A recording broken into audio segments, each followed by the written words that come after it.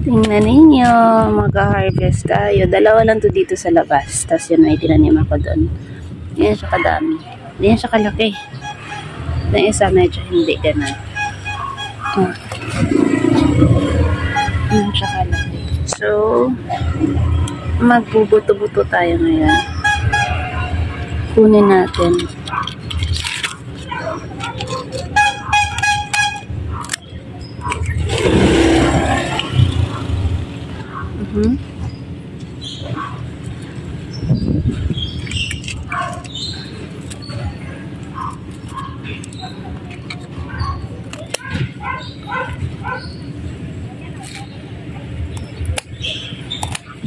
Ganun kapag dahan-dahan lang.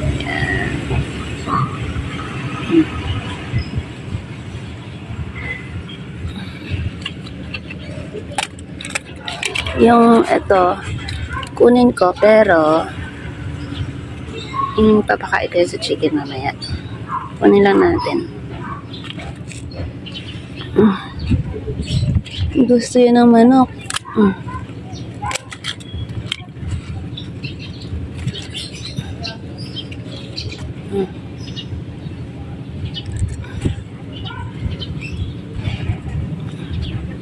Sa isang puno, ilan na agad ang nakuha kong dahon. Diba? Isang puno lang yan. Hindi natin siya uubusin. Kasi, but still meron pa. Kapatay isa.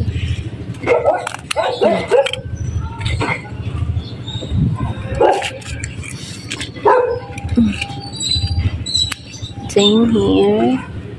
Okay lang yan. Ibig sabihin wala talaga tong pesticides. And that's totally fine. Pakain natin mamaya sa manok. Piliin natin.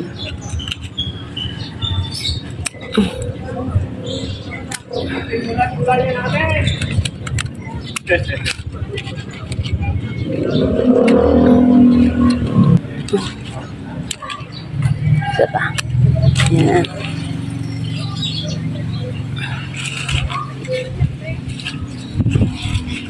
Yan natin ano para mag-moist pa din yan. Yan yan, magpapa-moist dyan. Yan.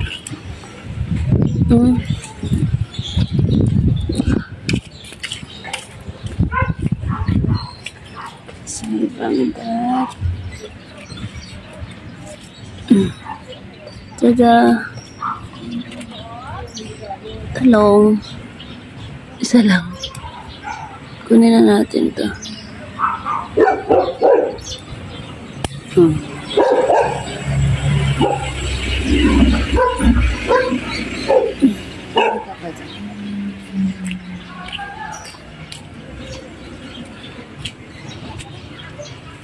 Talong dito pero bunga bulaklak pa lang.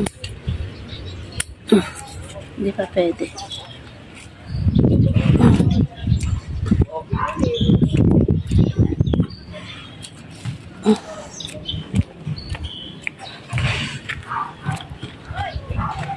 Ganyan yan ha.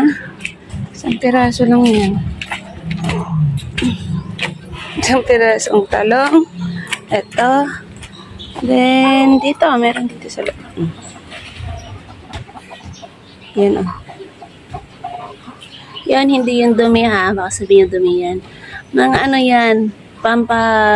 Yung mga balat ng gulay. Ganon. So, dyan lang yan. Ayan. So, uha tayo. Dito din. Yung mga luma sa ilalim, kunin lang din natin. Papakain natin yan sa manok. Tabi lang natin. Imagine yun, ano. 2 puno lang yun sa labas, tapos may talong ako. So, ito mga luma, papakain natin sa manok, hugasan na natin. Yan. Gusto yan ng mga manok.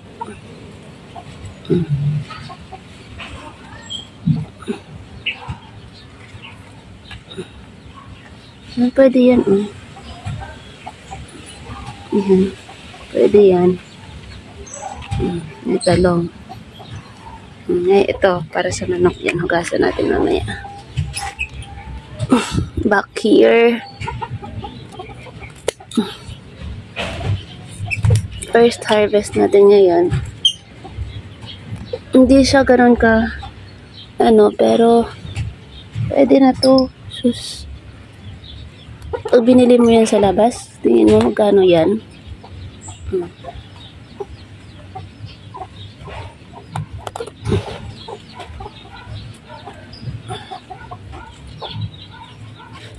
Yan, sarap mag-harvest.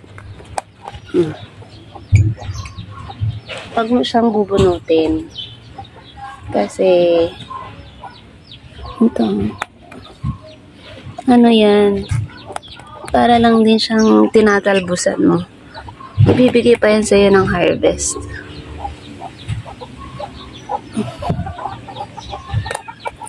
Yan. Imagine, isang puno lang. Oh, dami na. Kakain natin sa manok yung iba na yan. Oh. Yan. Isa pa. Yan. Magluluto kasi ako ng buto-buto. Ito, mga maliliit. Hindi pa masyado. Okay. Yan. Yan yun ang ko, panggulay ito.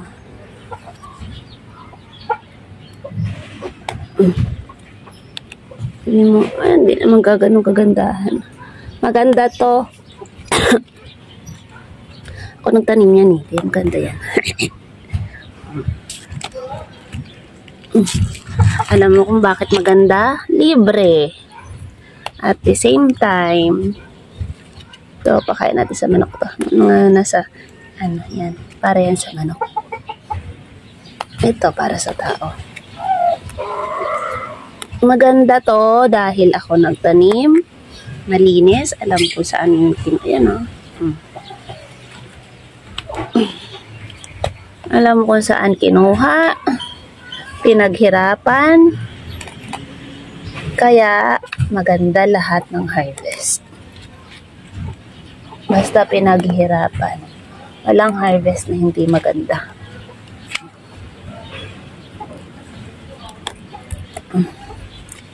Diba?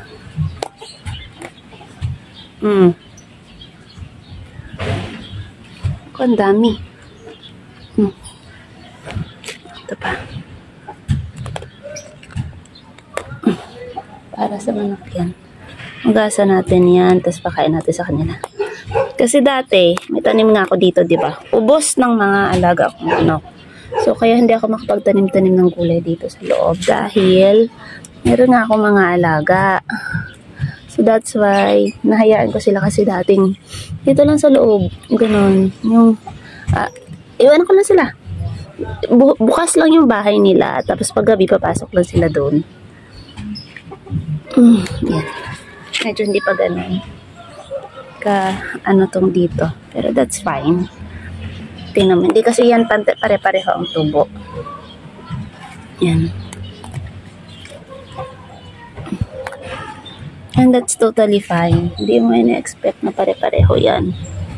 Unless alam kung hindi yan natural. Natural to eh. Wala tong anything na yan oh.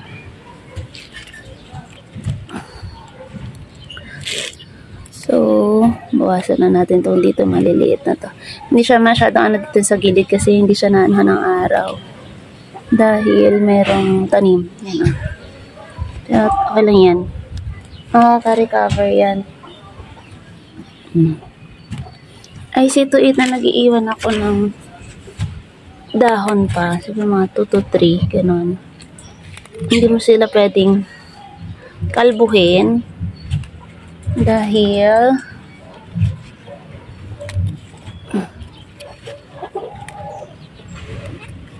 ano yan, mamatay yan. Yan. Akin mo yan. Eh, pag binili mo to sa palengke, oo nga, madalian. Pero, gastos na. Plus, hindi mo alam kung saan galing. Yan. Pero dito, alam mo, galing lang sa likod bahay. So, yan. Ang aking harvest. Ayan. Yan. May sili pa ako dun sa labas. Kasi magbubuto-buto nga ako.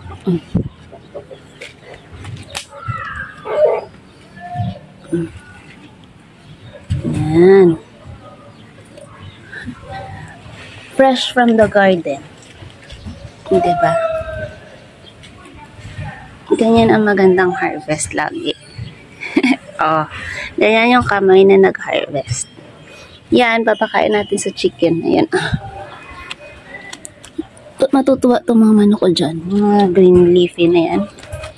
So, may pagkain na yung manok ko.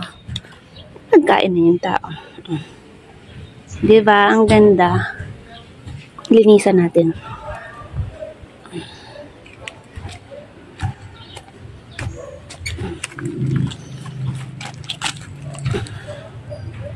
Linisan natin ha. So, let's go. Basa na natin ang ating harvest for the day. Ito yung harvest natin for the day. So, magpuhugas tayo.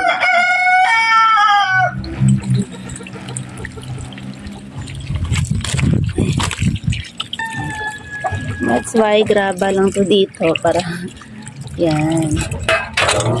Hindi tayo ganun ka. Kasi may plano pa ako yung paggawa dito eh. So, temporarily, graba lang muna. Tsaka ayaw ko talaga ng semento. Yan. Ay, malakas ako ang tubig. Tumitan tayong talong.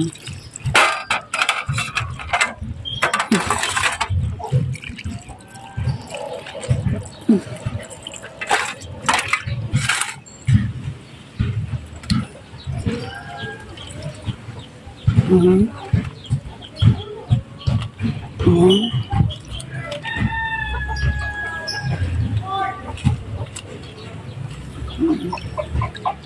Tingnan nyo to.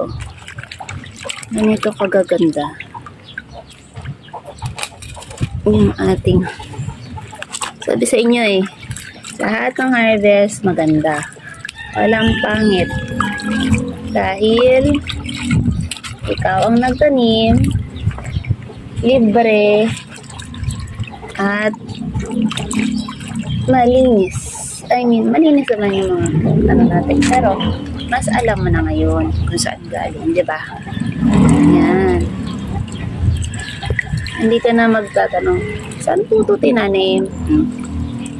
Yan, ganyan kaganda.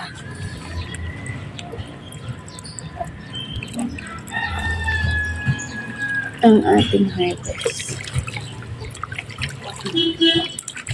So, basta ikaw ang nagtanim, maganda yan. Harvest mo yan. Tama. Lagay pa ito sa buto-buto mamaya.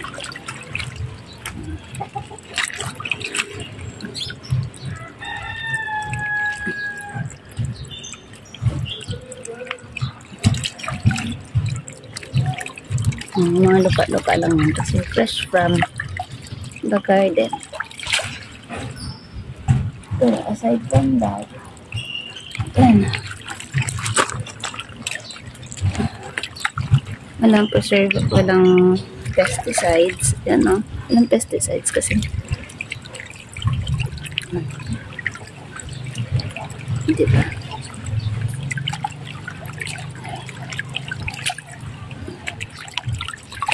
At napaka-fresh.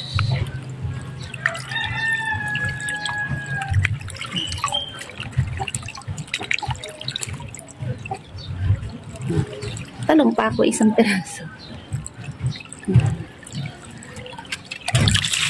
Tapan natin.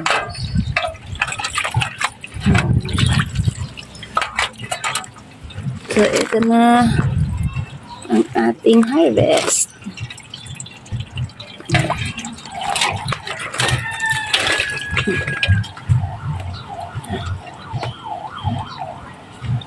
Diba? Fresh na.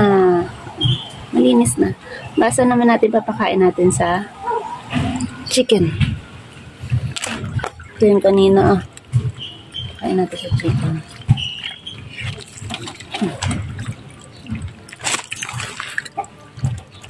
Siyempre, may mga ano-ano din kasi lupa-lupa.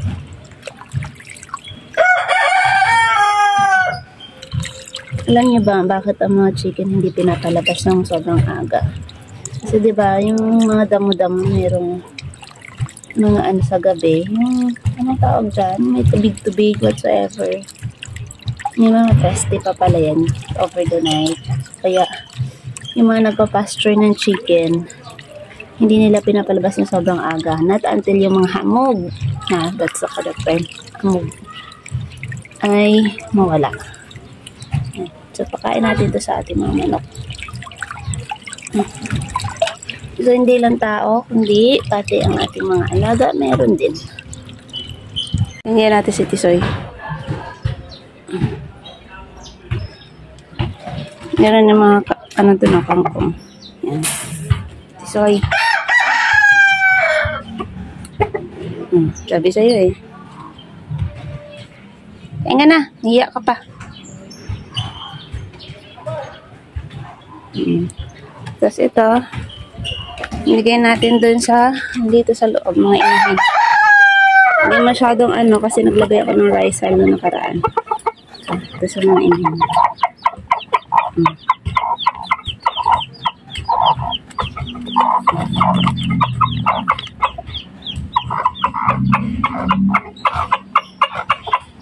Mga sisil ko.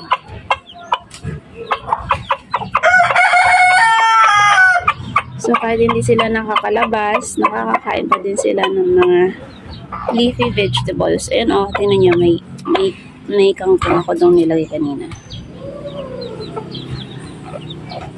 Kaya nga yung plan magtanim din ng kangkong dito. Yung mga sisiw ko. Rice hull yung nakikita nyo. Pero parang hindi nila bet. Kaya, yan. Pakita ko sa inyo mamaya kung ginawa ko dyan sa rice hull na nilagay ko last week.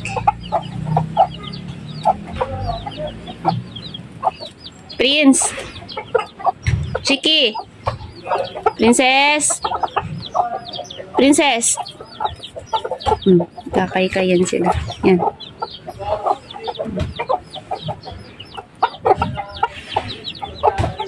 Ayan.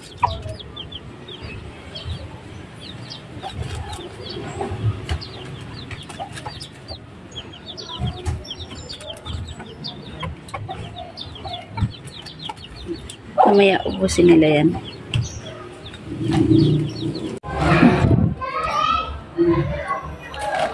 Ito na yun.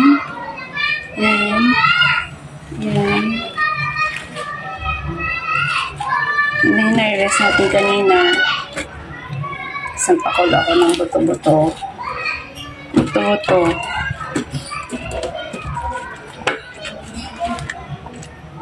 Yan. Ganyan kadami.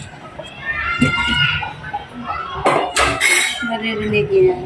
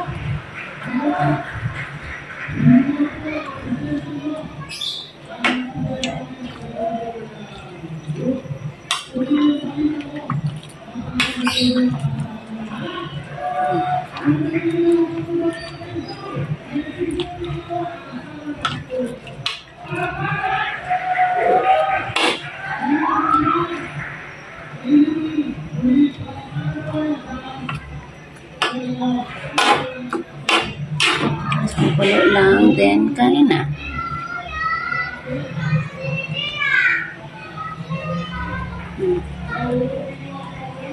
Patatas. Tapos yung Ito, nervousin natin yan kanina. Talong.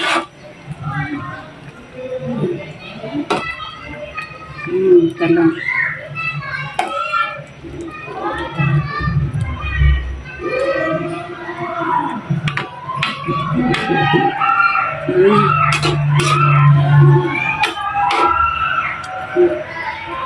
Ang ingay nila sa kabila.